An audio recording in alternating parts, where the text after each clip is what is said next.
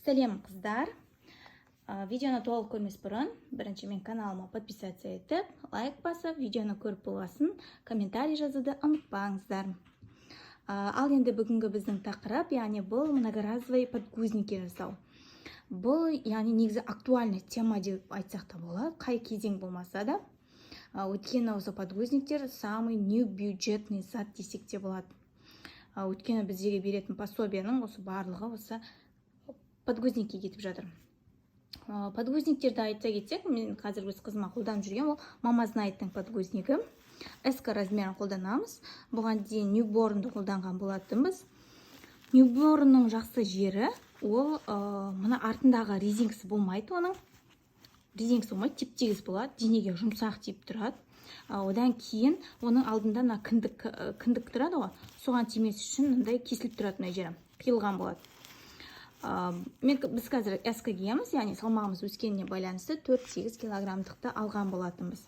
Және де бұл өте жұп-жұмсақ, жұп-жұқа, және де мынандай полоскілері бар, ауа өткізет ең бастысы, және де гипоаллергенный дегесін алған болатынбыз.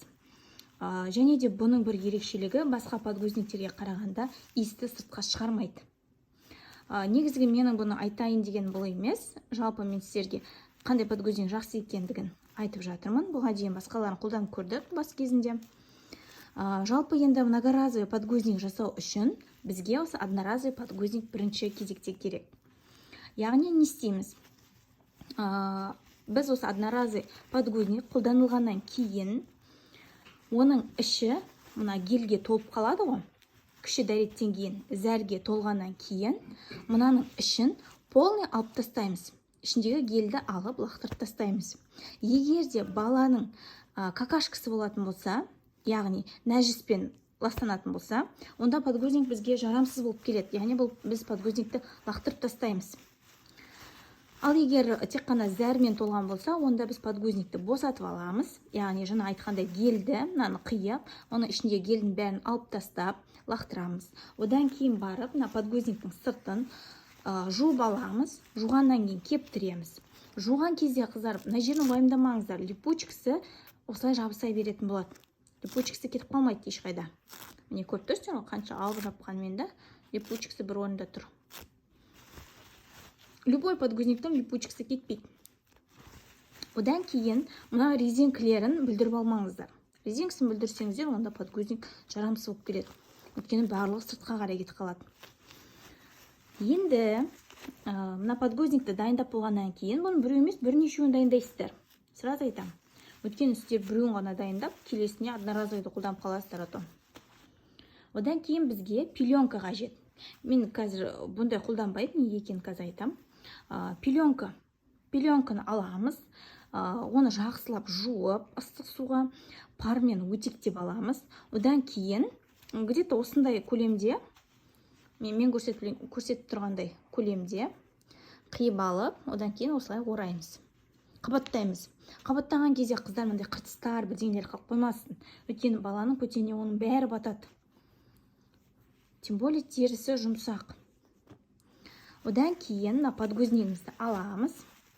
Мына резинкасын көріп тұрсыздар ғой. Сол резинкасіне мына подгузникті кіргіземіз. Міне. Бұны тартып тұрып салсақ болады.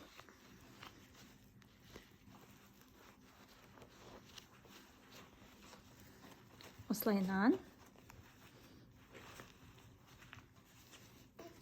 саламыз. Дұрыс көрсеткен жоқ міне. Осылай саламыз.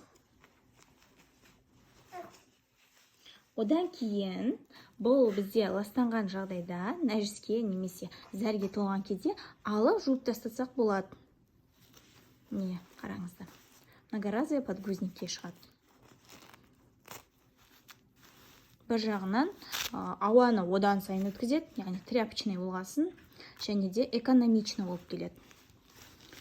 Егер сіз үйде, декретте отырған болсаңыз, онда осылай жасауыңызға болады. Ақшаңыз қалтаңызда қалады. Неге мен бұндай подгузникті қолданбаймын? Өйткені, мысалға мен мына подгузникті алғаныма 10 күн болды. Әлі біз жартысына да бітірген жоқпыз. Міне, іші әлі толып тұр. Мұнда әлі 10 шақтысы бар. Қараңыздар. әлі мынаның іші толып тұр.